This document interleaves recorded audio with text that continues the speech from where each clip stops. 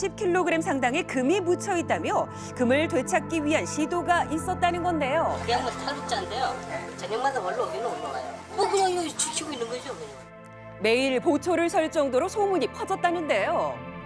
저는 지금 상태에서 동화사에 금이 나온다. 할아버지가 아버지하고 같이 묻어놓은 게거든요. 양아버지에게 뜻밖의 소식을 듣고 뒤늦게 소유권을 주장하게 됐답니다. 한국전쟁 당시 피난을 떠나면서 묻어놓았다는 금괴에 대한 진실은 지하 1.2m에서 금속 반응이 나오면서 세간의 관심을 받았습니다.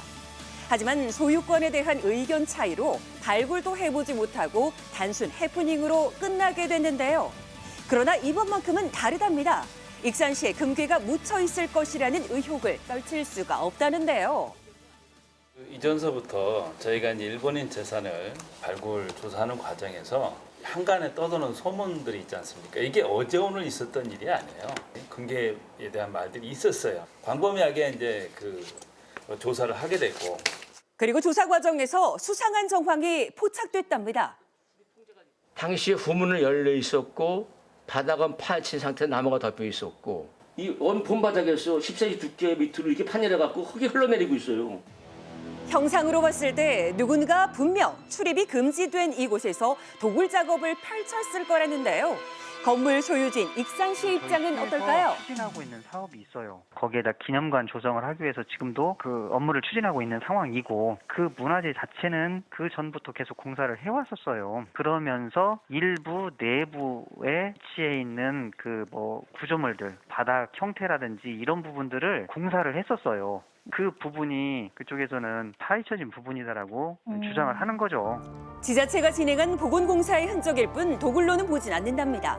광복회는 혹시 모를 상황에 대비해 지난 8월 익산시에 발굴을 신청했으나 불허가를 받았다는데요. 그럼 맞는다고 칩시다. 그러면 그 말이 맞는다고 치더라도 그러면 광복해서 함의론의 추론을 가지고 이것을 사전 탐지라도 하겠다고 하는 데 대해서 왜 거부를 한다는 겁니까? 그래서 저희는 의혹을 가지고 이것을 밝혀라. 속 시원하게 밝혀라.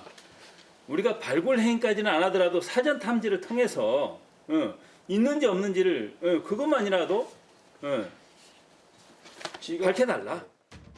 탐지 기계를 통해서 금괴 여부만이라도 파악할 수 있기를 바랐지만 이마저도 허락되지는 않았습니다. 에서는 저희 지하 7m 이상 정도를 파야 내장 물건이 있는지 없는지를 확인할 수 있다라고 그렇게 계획서를 냈어요. 그렇게 깊게 파려면 당연히 장비가 들어가야겠죠. 파손이라든지 훼손을 하지 않으면은 중간 건물로 들어갈 수가 없어요. 만약에 그 매장물이 일제시대 매장물이 아니라 바위가 들어가 있다랄지 아니면 정확히 그 물질이라고 탐지를 못 해낸다라고 하면은 건물 자체를 다 철거를 하고 그 밑을 파봐야죠. 저희는 그게 염려스러운 거예요. 이곳 어딘가에 수탈당한 국가의 재산이 숨겨져 있을지 모른다는 가능성과 고유한 문화재로 보존돼야 한다는 의견이 여전히 팽팽하게 대립하고 있습니다. 여기에 만약에 금이나 유물이 들어있다면 우리나라에 도움이 될 것이다. 그렇기 때문에 아직 미발굴이라고 보고 이게 남아있다고 한다면 우리 익산시로 봐서나 국가사회로 봐서도 참 좋은 일이다, 경사스러운 일이다 이렇게 생각하고 있죠. 그랬으면 좋겠어요. 금괴를 둘러싼 논란이 낯선 것은 아니라는데요.